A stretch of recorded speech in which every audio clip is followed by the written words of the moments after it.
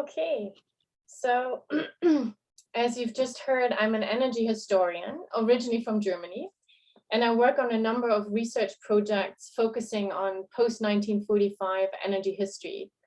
I'm one of the co-investigators in a 7-year shared partnership project on deindustrialization and the politics of our time, which examines the historical roots and lived experience of deindustrialization, as well as the political responses to it. The partnership consists of 33 partner organizations and 24 co-investigators and collaborators from 6 countries in Western Europe and North America, including the Calgary Institute for the Humanities, where 2 postdoctoral associates will complete the Calgary-based research team this summer.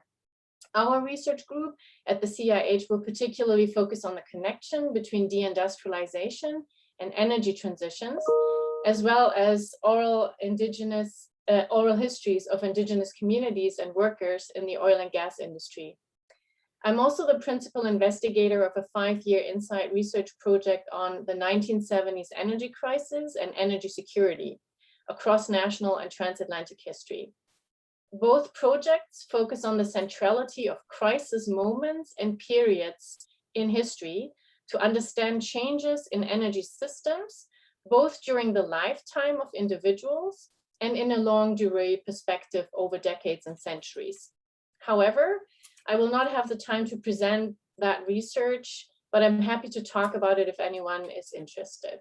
So my talk today will discuss on the role of individual agency and everyday experiences in past energy transitions. Using the example of the single fuel transition from coal to oil in mid-20th century West Germany, I ask how coal miners' wives in the Ruhr region simultaneously resisted and became agents of change in a specific social, material, and cultural energy system. I examine oral histories and individual personal lives as complex practices and narratives of producing and consuming energy. Essentially, I will argue that reinterpreting structural change, Strukturwandel, or deindustrialization in the region as energy transition, which allows us to broaden histories of labor to include both paid and unpaid labor, and deindustrialization to include women, and to write a more comprehensive energy history that integrates energy production and consumption. Part of this research has been published in my chapter in the book In a New Light, Histories of Women and Energy, which will come out mid-July. You had some strength. You wouldn't believe it. I wouldn't be able to manage it today. My sister jumped onto the coal train and threw down centners of these big chunks of coal. We were stealing coal the entire night. Shortly after the end of the Second World War, when many more women than men lived in the Ruhr region, women were instrumental in organizing food and heating in a time of scarcity. The immediate post-war years were a time of acute energy crisis, both with regards to heating supplies, but also food. Coal production was only slowly rebounding, and extreme cold winters aggravated the supply situation. In this food and energy crisis, it fell to the women of the Ruhr to actively remedy the situation. They trekked for miles or boarded trains to farming communities outside the heavily industrialized and bombed Ruhr region to either barter anything they still owned that was of value and often part of their dowry, such as carpets, household linens, or tableware, or to steal staples such as potatoes from the fields or storage facilities. If they were not lucky to know someone who worked in the coal mines and received additional rations of coal for heating and cooking, the so-called Deputatkohle, they also exchanged their services as seamstresses or stole coal directly from plants and carried away leftover coal slurry. These squirreling and stealing, or in German hamstern und fringsen, ventures were both dangerous and physically demanding endeavors. Getting up sometimes as early as 3 a.m. in the morning, it took these women the entire day, and they had to carry their haul either manually with the help of suitcases or potato sacks on their backs, or through handcarts back home. They had to use their muscle power an integral part of any organic energy system, to acquire what was then considered the main energy carrier of a fossil-based mineral energy system, coal, pointing toward the coexistence and contemporaneity of energy systems. While constituting individual resilience in times of an energy and food crisis, there was solidarity among women who often had to work together on these forays. And such community resilience also constituted political activity in the broadest sense. A more institutionalized example of such political community resilience of women during this energy crisis were the short-lived but highly instrumental non-partisan women's committees that were founded in Ruhr cities such as Essen or Dortmund. These committees received permission from the military authorities and were approved by the city councils. They provided much needed energy governance as they organized and suggested improvements to the distribution of fuel and food, which local administrations failed to deliver. They successfully pleaded with the Allied military authority on their behalf. Quote, "The Allied military authority entirely switched off the energy at noon so that the women were unable to cook. We then said in the Women's Committee, this is not going to work. So we went to the Allied military authority and stated our concerns, pointing out the difficulties that this would create. Well, and then we were asked to suggest a better time, and we said between 4 and 5 in the afternoon, and that was accepted." End of quote. Through volunteer work and hands-on self-help, the women's committees addressed supply challenges and helped alleviate the dire energy situation. They stepped in when official institutions failed to provide these fundamental services. They became important actors in the existing energy system. A different kind of energy crisis hit the Ruhr region in the late 1950s.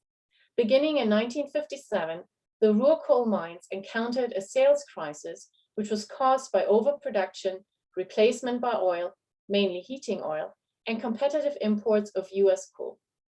Coal stockpiles grew visibly in coal mining neighborhoods. Mines were closed and thousands of miners laid off. More than 200,000 lost their jobs between 1958 and 1964 alone, during a period of overall economic growth in West Germany. While coal miners made up 53.4% of the Ruhr region's industrial labor in 1950, their share declined to 38.2% in 1961 and 26% in 1970. The absolute number of people working in coal mining halved between 1950 from 415,000 and 1970 to 200,000.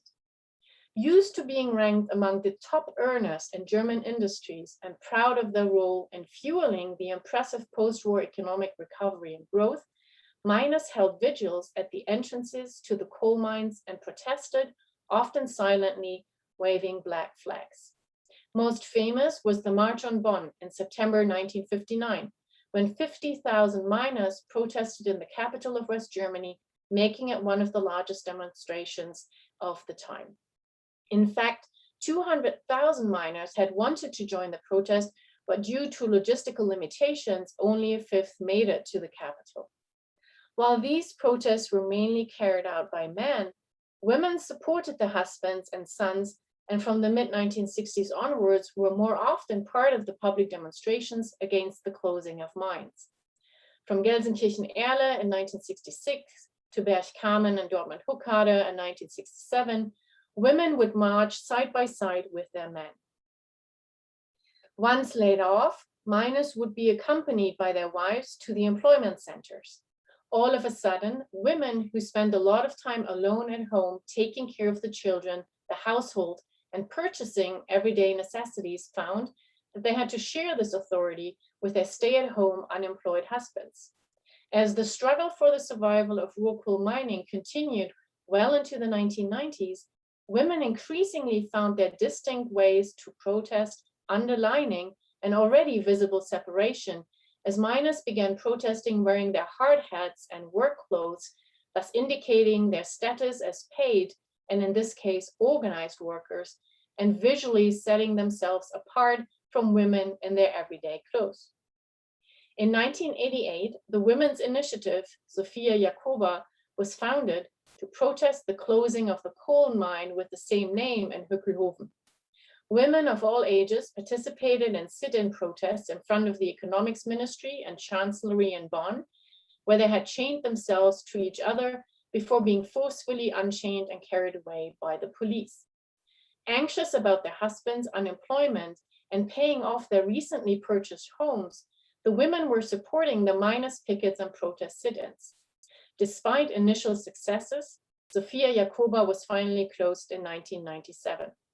However, the Women's Initiative, which was itself active from 1988 to 1992, paved the way for women entering local politics, including one of its founders, Jutta Schwenkendorf, confirming that these protests gave women training in leadership and created confidence. With the possible exception of the role of women in these protests, the Ruhr crisis is a well-known story told by labor historians and historians of deindustrialization. However, I argue that it becomes a different, more gender-inclusive story if you tell it as a history of energy systems and energy transition. For a long time, women remained hidden from histories of the Ruhr region. Traditional labor histories tended to focus on male coal miners and steel workers and their political movements. Specialized histories of the Strukturwandel, structural change, centered on the deindustrialization of the region and the closing of steel plants and coal mines since the late 1950s, without linking these transformations to larger changes in the energy system and disregarding the complex interrelationship of various energy carriers. They are also often told as success stories, disregarding the much more complex impact it had on non-unionized and racialized, often Turkish communities, as well as women living in the Ruhr region. These two historiographical approaches made it easier to hide women's experiences. They were not seen as playing an important role in either the miners' labor movement or in the politics of deindustrialization. Examining Strukturwandel as an energy transition allows us to broaden histories of work and organized labor and deindustrialization to include women and to write a more comprehensive energy history that also integrates energy production and consumption. What do I mean by that? In essence, the coal cell crisis of the late 1950s was the harbinger of the shift or transition from coal to oil, which, while only a single fuel transition or substitution within the so-called mineral energy regime, which is characterized by fossil fuels, constituted a major transition and a crisis in a coal region like the Ruhr. As such, and because energy systems are also always cultural and social systems, it is not sufficient to only study organized labor and government responses to the crisis, but necessitates examination of individual responses. Initially misinterpreted as cyclical fluctuations, structural changes in West Germany's energy mix was what threatened the closure of coal mines. Two major energy-related developments generated these structural changes in the Ruhr region. Oil was replacing coal, especially in heating markets, and overall energy consumption grew precipitously, not least because of increasing car ownership, including in the Ruhr region, where the Social Democratic Party was propagating every worker's right to owning a car. As a result, coal production in West Germany declined, and in the long run only survived due to government intervention. In 1950, 73% of West Germany's energy needs were provided by bituminous coal. That share had plummeted to 19% in 1979, while petroleum's share rose from 5% to 51%, and natural gas from close to 0 to 16%. Thus, the Ruhr region was deeply embedded in an overarching hydrocarbon-based energy system, which was undergoing significant changes after 1945, as both energy production and consumption ceased to be dominated by coal.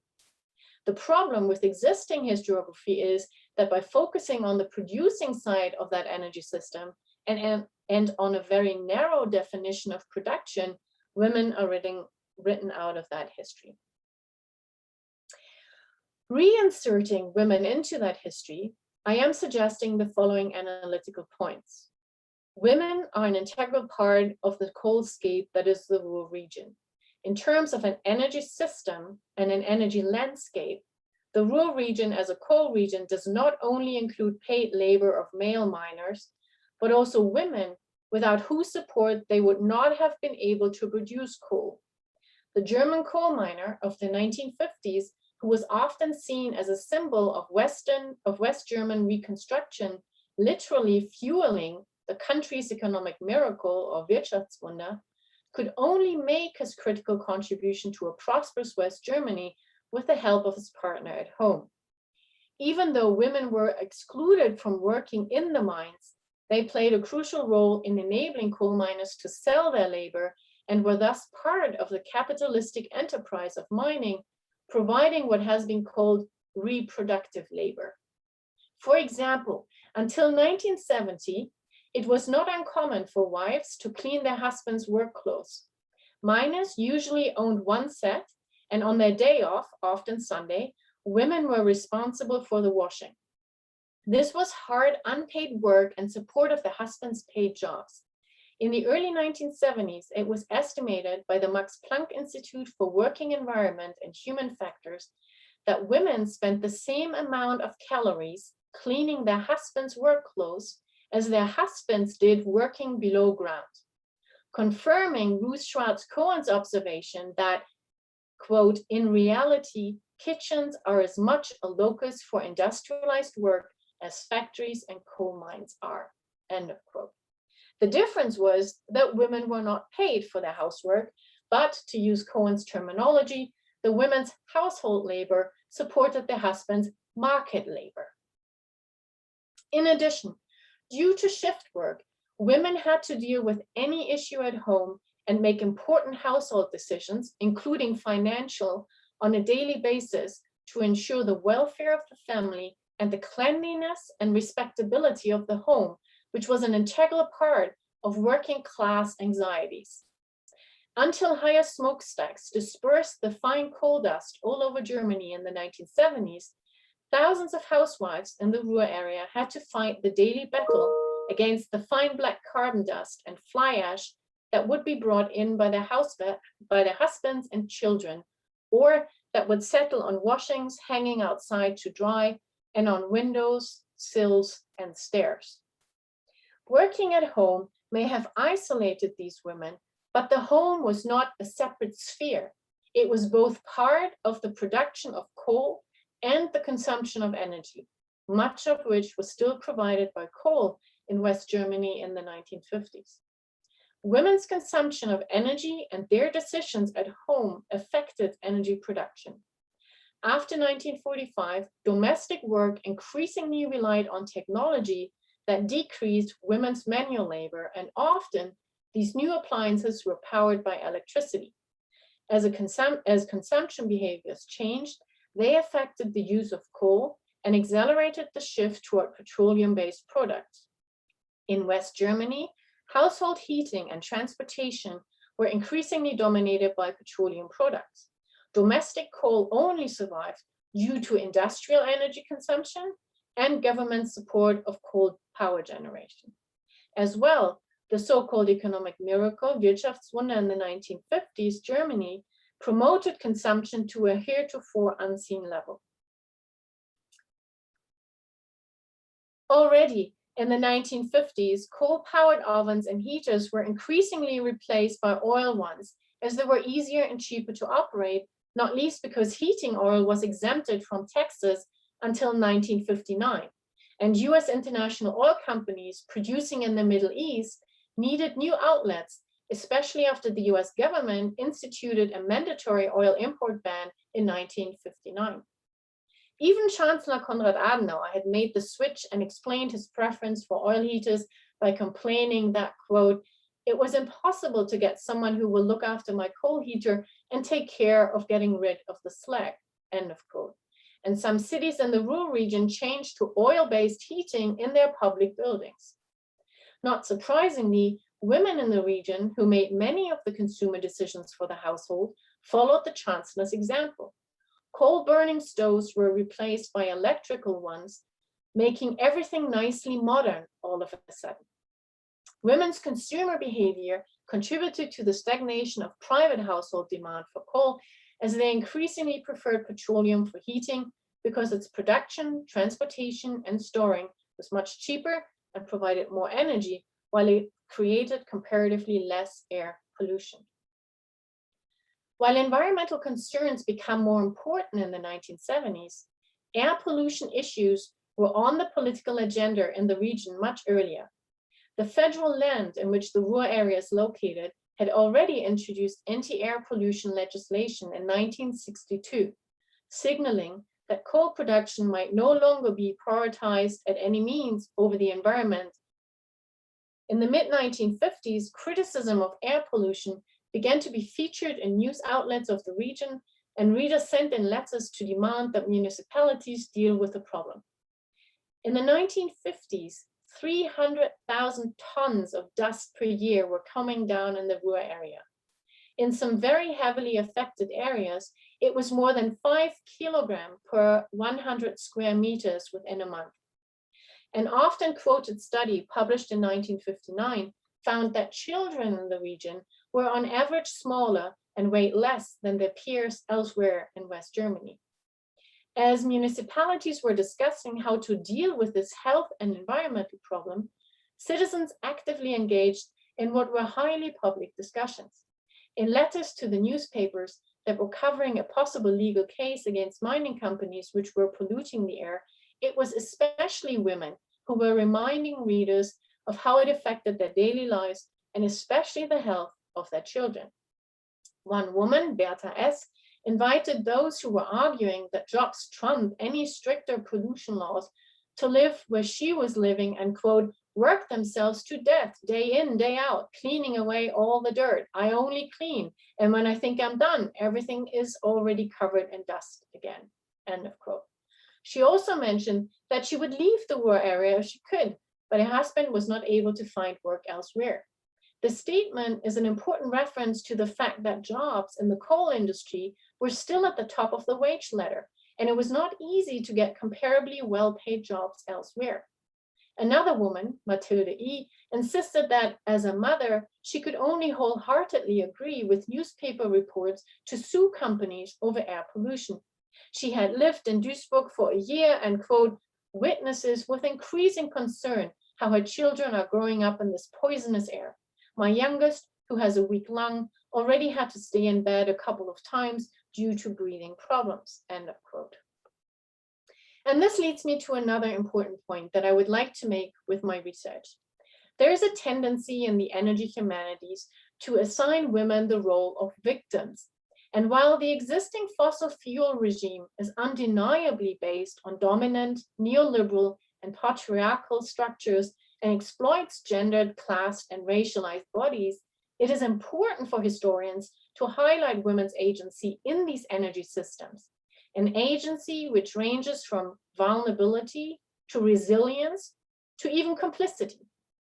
Understanding energy systems as inherently social and cultural, we should not be surprised that women would support such systems. Their everyday lived experience and their identities were just as much linked to the coal region as their husbands. Resisting coal openly and directly was not really an option. To them, the Ruhr region was not primarily an energy sacrifice zone, nor was it simply another energy landscape. It was home and provided a coherent identity narrative, at least while women were still an integral part of the coal system, which unified work, home, and neighborhood into one coherent social space in the Ruhr region. As Birgit Fischer has already argued in the late 1980s, once mines were closed starting in the late 1950s, and miners needed to become more mobile to keep their jobs and began commuting throughout the region, this social space increasingly fragmented into its separate spatial units of work, home, and neighborhood, and separate gendered spaces of work and home. As a result of these shifts, women's everyday experiences underwent significant changes and disruptions, while their husbands' workspaces remained mostly the same. Women's agency in the Ruhr region not only includes diverse responses to the dominant energy system, but is also characterized by ambiguities and ambivalent behavior of individual historical actors who navigate their daily lives as both consumers and producers of energy in high energy societies.